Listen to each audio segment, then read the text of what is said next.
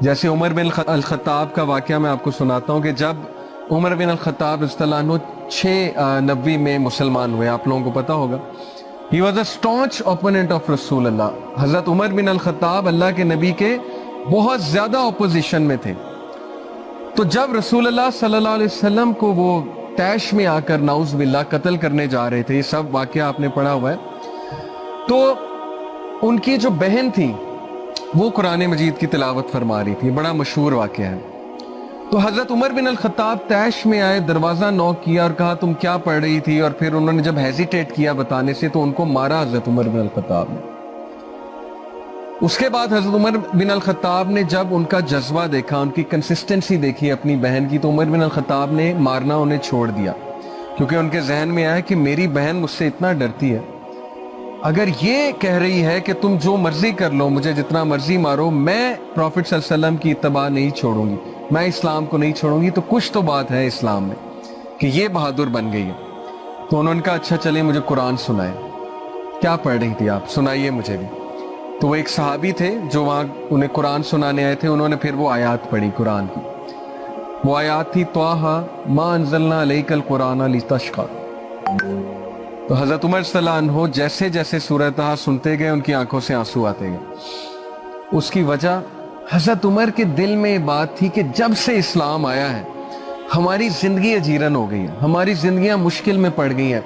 باپ بیٹے سے لڑائی کر رہا ہے، سوسائٹی میں درہم برہم مچ گیا ہے، ماں بیٹے کے خلاف ہو گئی ہے، بیٹا ماں کے خلاف ہو گیا. یہ کیا کیا ہے رسول اللہ نے، محمد صلی اللہ علیہ وسلم نے کیا کیا ہماری سوسائٹی کے ساتھ؟ اسلام برڈن ہے ہمارے لیے.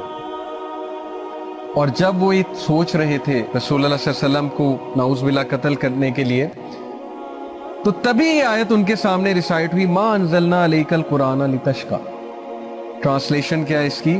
اللہ تعالیٰ کہتے ہیں کہ طٰہٰ، یہ قرآن ہم نے تمہیں مشکل میں ڈالنے کے لیے نازل نہیں کیا، إِلَّا تَذْكِرَةً لِمَن يَخْشَىٰ، بلکہ یہ قرآن تو تذکرہ ہے خشیت والوں کے لیے، پرہیزگاروں کے لیے. اب سیم ہماری بھی یہی تھنکنگ ہے کہ اسلام ہمیں برڈن کرنے آیا.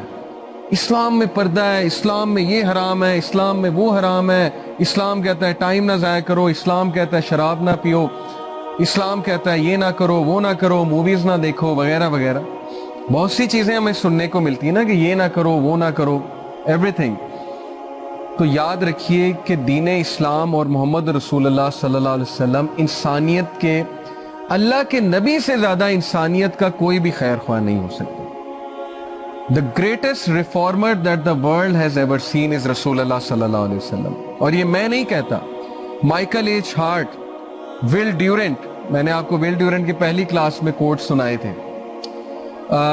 Then there is another George Bernard Shaw, British philosopher George Bernard Shaw. پتہ آپ کو جارج برنارڈ شاء کیا کہتا ہے رسول اللہ صلی اللہ علیہ وسلم کے بارے میں کرسچن ہوتے ہوئے؟